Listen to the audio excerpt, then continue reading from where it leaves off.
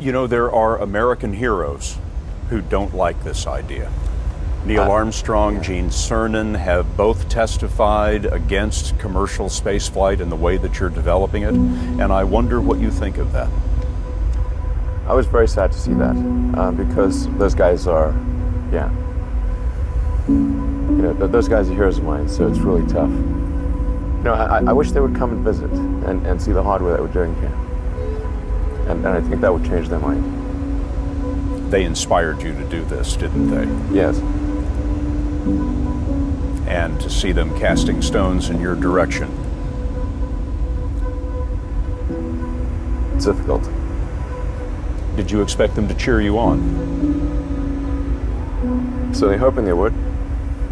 What are you trying to prove to them?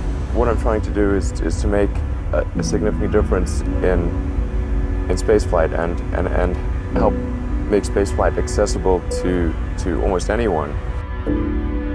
One of the most difficult choices I've ever faced in life was in 2008. I think I had maybe $30 million left, or $30 or $40 million left in 2008. I had two choices. I could put it all into one company, and then the other company would definitely die, or split it between the two companies. But if I split it between the two companies, then both might die. When you put your blood, sweat, and tears into creating something, or building something, it's like a child. And so it's like, which one am I going to let one starve to death? I couldn't bring myself to do it, so I split the money between the two. Fortunately, thank goodness, they both came through. What was your biggest failure, and how did it change you? Well, there's a ton of failures along the way, that's for sure. As I said, for SpaceX, the first 3 launches failed, and we actually were just barely able to scrape together enough parts and money to do the 4th launch. If that 4th launch had failed, we would have been dead. So multiple failures along the way. I tried very hard to get the right expertise in for SpaceX. I tried hard to find a great chief engineer for the rocket, but the good chief engineers wouldn't join, and the bad ones, well, there was no point in hiring them. So I ended up being chief engineer of the rocket. So if I could have found somebody better, then we would have maybe had less than 3 failures. That 3rd failure in a row, did you think, I need to pack this in? Never. Why not? I don't ever give up. So many people tried to talk me out of starting a rocket company. It was crazy. One good friend of mine collected a whole series of videos of rockets blowing up and made me watch those. He just didn't want me to lose all my money.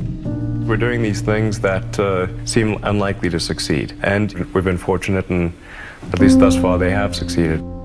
Now is the time to take risk. You don't have kids. As you get older, your obligations increase. And once you have a family, you start taking risk not just for yourself, but for your family as well. It gets much harder to do things that might not work out. So now is the time to do that before you have those obligations. So I would encourage you to take risks now. Do something bold. You won't regret it. How did you figure you were going to start a car company and be successful at it? Well, I didn't really think Tesla would be successful. I thought we would most likely fail. But I thought that we at least could address the false perception that people had that an electric car had to be ugly and slow and boring like a golf cart. But you say you didn't expect the company to be successful, then why try? If something's important enough, you should try, even if the probable outcome is failure. Or how do you think about making a decision when everyone tells you this is a crazy idea? Or where do you get the internal strength to do that? Well, first of all, I'd say I actually think I feel fear quite strongly. So it's not as though I just have the absence of fear. I feel it quite strongly. But there are just times when something is important enough, you believe in it enough, that you do it in spite of the fear. I think about what technology solution is necessary in order to achieve the particular goal, and then try to make as much progress in that direction as possible. I think being a multi-planet species and being out there among the stars is important for the long-term survival of humanity, And that's one reason. But then the part that I find personally most motivating is that it creates a sense of adventure, and it makes people excited about the future. If you consider two futures, one where we are forever confined to Earth until eventually something terrible happens, or another future where we are out there on many planets, maybe even going beyond the solar system, I think that second version is incredibly exciting and inspiring, and there need to be reasons to get up in the morning. Life can't just be about solving problems. Otherwise, what's the point? There's got to be things that people find inspiring and make life worth living. When my brother and I were starting our first company, instead of getting an apartment, we just rented a small office and we slept on the couch.